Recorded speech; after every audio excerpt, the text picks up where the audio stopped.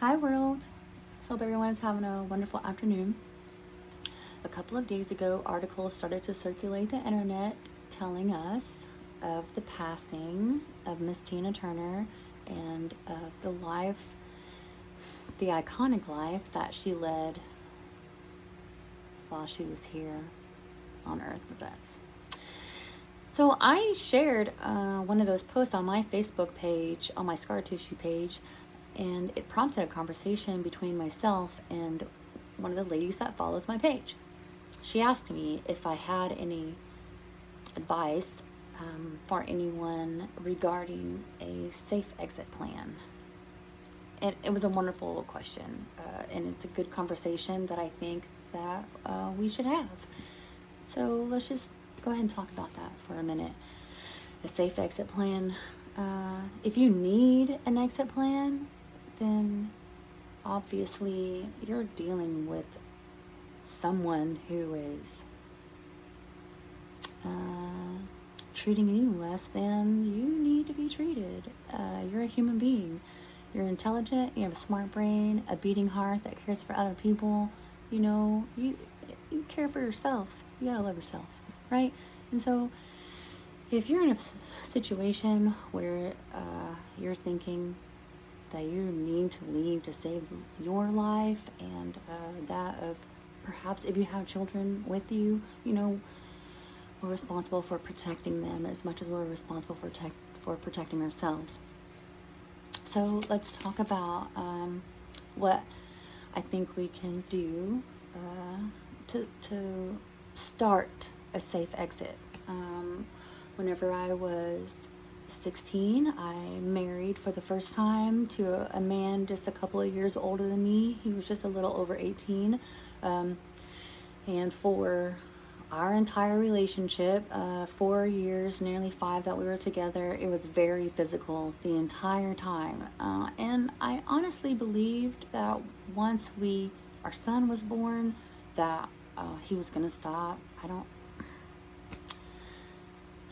It's not true. I love you guys so much, and I hate to break it to you, but children do not fix a violent situation. They don't, okay?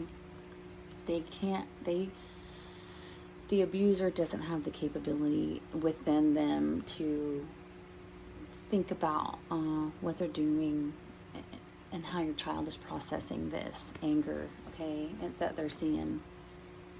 So I had the impression, and I was wrong, okay? And so I had to start working on my safe exit plan.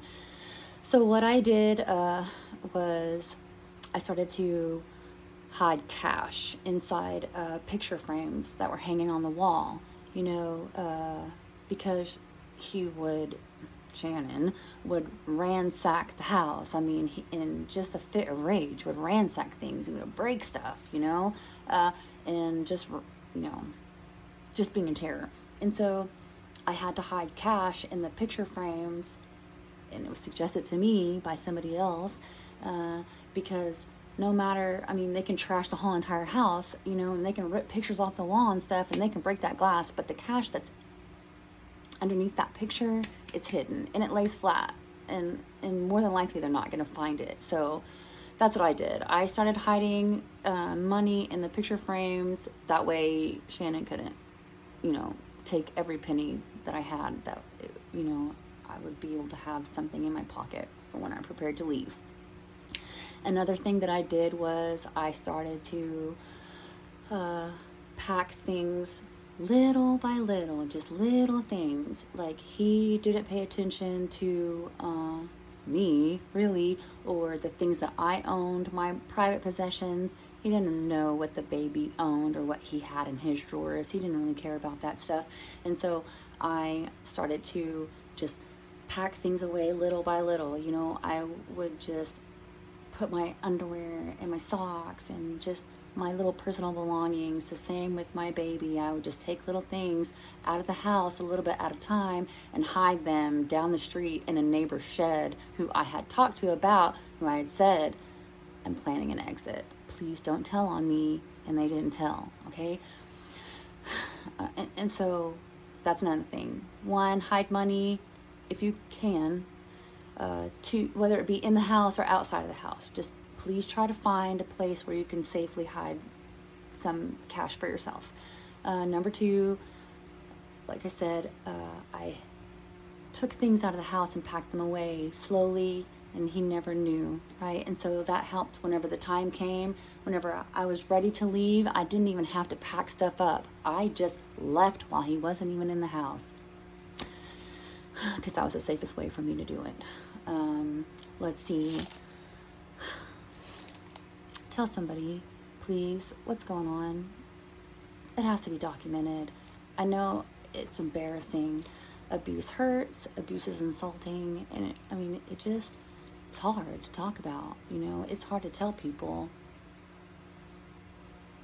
that you're being cussed at, that you're being ridiculed, that you're being hit, that you're being dragged around the house. It's hard to let those things come out of your mouth because it's embarrassing. It makes you, at least it did me, it made me feel like a burden, I think, if that's the right word. Please tell somebody what's happening to you. It needs to be documented. If you can take pictures of yourself, I suggest you do that. Document your abuse. If you can time and date it, I suggest you do that. If you can send those pictures to somebody else, that way they can have them saved, in case your phone or your camera, gets broken or taken, or you're not allowed to have it, and, whatever the case may be, try to take pictures of your injuries and send them to people. Try to document, if you can, time and dates, incidences, on paper, if you can. I know it sounds odd, but far too often we're victim blamed because we can't keep our story straight. And I know it's hard, but when you're in the midst of it, it's kind of hard to remember it linear, like as it is whenever it's happening. Whenever you're in the moment, it's hard. I'm sorry for rambling. Let me get back to it. Try to do as much documentation as you possibly can.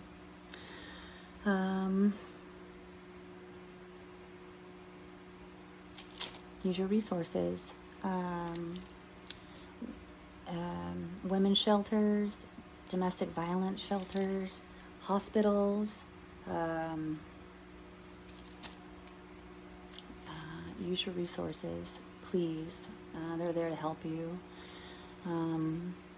Look up the numbers for domestic violence crisis centers in your area, YMCAs, hospitals. They'll help you.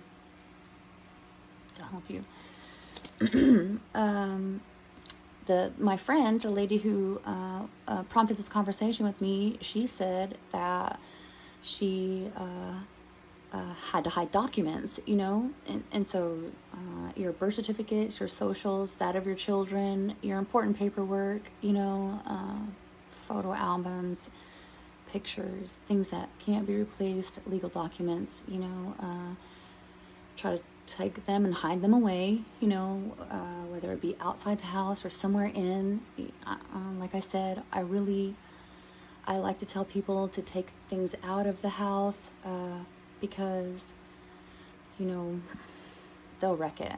They'll wreck your home sometimes, and sometimes it's just not possible to walk out in the moment, with your belongings that you have saved up and stored inside the house. Sometimes it's a little more intense, and you just need your belongings to be outside of the house. That way you can safely grab them up, and yourself and your child or your children, and just get the hell out of Dodge. Okay? So anyways, if I want to add more to this. We have to help each other put together a plan for safety. I want to help you. I would like if you would help me, us. You know, we're a community. So if you have anything that you could add to this safety plan, please leave your comments under the video, and let's put something together for somebody who might need it. That way we can make another video and share it, and maybe we can help out a little more. All right? I love you guys. Chin up.